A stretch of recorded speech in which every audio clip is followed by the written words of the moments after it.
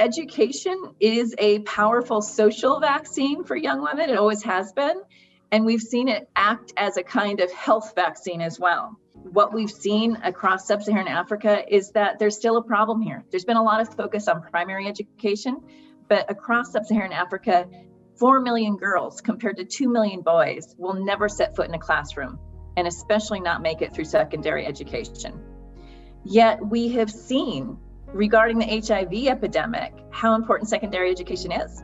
When Botswana went to free secondary education for all, their rates of HIV, new infections among young women, decreased by nearly 50%. And we know education, secondary education, makes it more likely that girls delay pregnancy and marriage, offers them economic independence, which further empowers them to make choices for their own health and their families. So it's helpful for health and HIV, but it's also helpful beyond that. I don't think we even could have predicted what we would see with a pandemic like COVID-19 and the colliding pandemics of COVID-19 and HIV. The impact on young women across sub-Saharan Africa has been huge. We've estimated that the pandemic will reverse gains of the last 20 years in terms of progress for education, for poverty, for inequalities. So that means a lot of the girls in sub-Saharan Africa are at risk of never returning to school. COVID 2020 was a year like no other year I have seen in my life. The government of Kenya closed schools in March. All of a sudden, we were told to close the doors down and really send the girls back to their homes. Really, the places that the girls are in their homes and their places they live in, I feel like they were terrorized. They were, just destroyed. And so now we're trying to build that. One thing that I'm the most afraid of is for us to go back to the normal.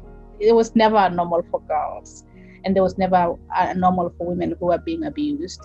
And the fear is that all eyes will go into maybe just the health component and not just the educational component and not holistic. So I'm really hoping that we can step back and say, we know education is important. We know health is important. We know that agency of girls needs to be at the forefront. Women need to be at the forefront. We need to create those spaces, and we need to really invest in those so that we're not just choosing one thing or the other. So like with us here in Zambia, like they announced that there will be e-learning. So it's not everybody that's got the chance to watch that or maybe have phones to learn via WhatsApp, Facebook. So with me, I didn't have such a chance because I don't have a smartphone.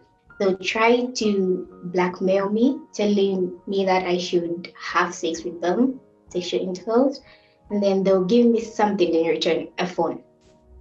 I would say in my class, almost 3 girls were pregnant.